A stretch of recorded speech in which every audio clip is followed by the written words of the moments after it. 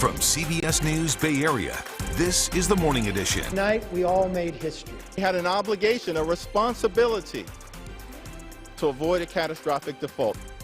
The debt ceiling bill passes the House on Capitol Hill. The next hurdle still remaining to avoid default this morning. Plus, Amanda, Alameda County DA Pamela Price drops 2 murder charges against an accused triple murderer, while she's blaming the prior administration for it. But we're not just going to keep doing the same thing. We have got to change it. We have got to get aggressive. It is a fight to change the status quo in San Francisco. Mayor London Breed's plan to make some real changes in the city. We're starting a warming trend. It's really going to be noticeable by the weekend. I'll show you how high the temperatures will go by then. We'll also look at your Thursday in detail coming up in the forecast. All right, well, let's take a look at those freeways in detail. It is already getting backed up for that ride across the Bay Bridge. Plus, we're seeing some brake lights on one of our major freeways. I'll tell you where coming up. Good morning to you, and it is June 1st, and we're seeing some June gloom just a little bit outside. That sun's trying to make its way out for us to say hello and good morning to us this morning, and temperatures are starting to warm up a bit in the Bay today. We've been tracking a warm up in the forecast, and now we're finally starting to get into that rhythm, right? Yes, and you can already tell just from looking outside this morning, a lot of our cameras, June gloom maybe, but not terribly gloomy. The clouds are far less noticeable than they were in the earlier part of the week. If we look at San Jose, they're there. Got some marine layer that's just sitting out here, but there's plenty of blue sky, or at least what will be blue sky off in the distance there. If we look at San Jose as our example, right now it's 53 degrees. Today's temperatures are pretty much getting back up to average. So let's take a moment just to kind of spotlight today in detail before we get into the warm-up coming away for the weekend. So today we go to about the mid-70s. That's actually pretty much right on the mark for where you should be for this time of year. It's going to make it a beautiful afternoon. You'll have more sunshine than anything else by the time you get to that 76. But we're starting out in the 50s. So you know the drill on that. You got to dress appropriately for now, and then just know you've got a beautiful afternoon coming. That applies for everybody today if you're inland. And even if you're in the city, the temperatures will make it up into the low to mid-60s, which is right on the mark for average. So there's a quick look at pretty much a map that's got right on the mark average numbers for daytime highs. When we get back together again in the complete forecast, I'll show you how we're going to start ramping these up a bit, probably in more of a good way than anything else for the weekend. For now, Gianna, how's the drive look? You know, the drive is looking busy, Darren, especially now that we're in that 6 o'clock hour. We've got more cars on the roadway, and that is reflective in this live look here. This is the Bay Bridge. So for anyone making that ride out of the East Bay, if you're going to Emeryville, Berkeley, heading over into San Francisco, Oakland as well, you are certainly going to see more volume on the roadway. So Bay Bridge Toll Plaza, that's a slow ride heading into San Francisco. Metering lights are officially on. Southbound 880 starting to bog down just a little bit as well. We are tracking a few brake lights coming away from that Castro Valley Y area as you connect over onto 880. That is a bit backed up, then South 880 stays slow into Hayward, just past 92. So if you're getting on the San Mateo Bridge, it's a little slow making that connector, but once you're on the bridge itself, it's actually doing okay for the most part, although we are starting to see that extra volume westbound as you work your way over towards 101. Amanda. Thanks, Gianna. It doesn't look too bad so far on this Thursday morning. Let's look at our top stories now. The House has approved an agreement to suspend the nation's borrowing limit. President Biden negotiated this deal with Speaker Kevin McCarthy.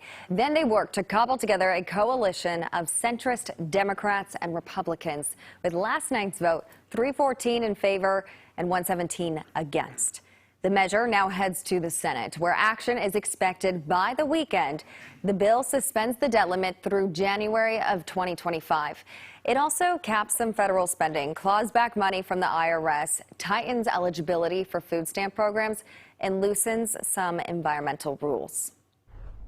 Alameda County Public Health is encouraging people at risk of Mpox, now this is the one formerly known as monkeypox, to protect themselves ahead of the summer season and all those Pride celebrations too. So they say now is the best time to get the 2-dose vaccine series. Mpox cases are currently low in Alameda County, but you should know the virus is still circulating in the U.S. with a new cluster appearing in Chicago. Let's look at your top stories. Justin. Developing right now, there's new controversy for Alameda County District Attorney Pamela Price. Her office has dropped 2 murder charges against an accused triple murderer. Delonzo Logwood was charged with killing 3 people back in 2015. This morning, he remains in custody, charged with only 1 count of murder. This case made headlines when Price offered a 15-year plea deal in exchange for pleading guilty to one of the murders. The plea deal was rejected by a judge. Well, now Price says the judge agreed to drop 2 of the murder charges. Logwood was already served 14 years.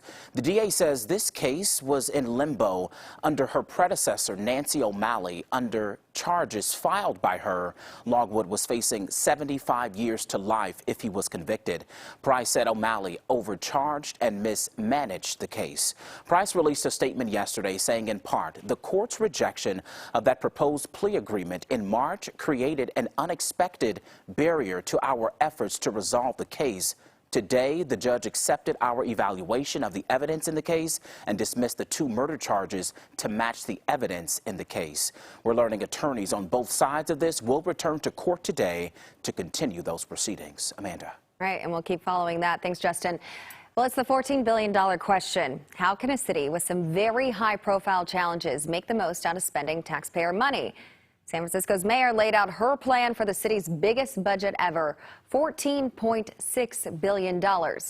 At the same time, she's trying to close a gaping $780 million deficit over the next 2 years. So the mayor didn't try to sugarcoat San Francisco's most visible problems: a struggling downtown, police staffing, homelessness, and drug dealing. Wilson Walker takes a deeper dive into the mayor's plan to move San Francisco in a different direction.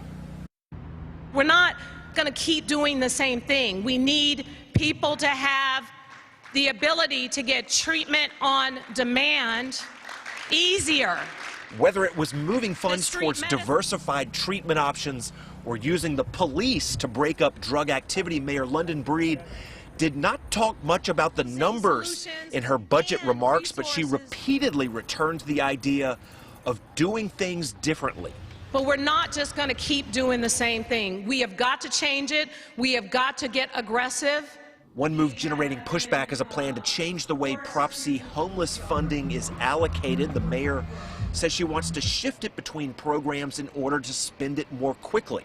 We just don't think it's equitable then in order to continue shelter beds, that she takes money away from housing that's meant for transitional aged homeless youth and homeless families. Of course, not everyone is going to be happy about the decisions that I made to take resources that are not being used and spend them on people that we know need help and support now, and I don't really care. And that was another theme, a kind of defiance from a mayor facing serious challenges in the city's core and plenty of exasperated residents. I think that's the only reason she started doing more stuff, is because everybody is tired of it, really super tired. And she already faces at least one challenger in the upcoming election. We're at a crossroads in San Francisco. While the city is doing quite well in many neighborhoods, as the mayor pointed out in Noe Valley last week, the various crises loom large, both politically and financially. Well, the ability to pay for all this comes from somewhere. It comes from a lot of those taxes.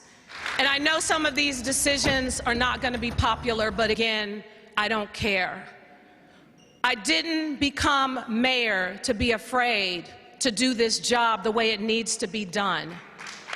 In 2024, San Francisco will have that new consolidated election for mayor and the Board of Supervisors in districts 1, 3, 5, 7, 9, and 11. So San Francisco city government largely up for grabs next year. The degree of intensity surrounding politics is going to increase, and this $14.6 billion budget is just part of that conversation.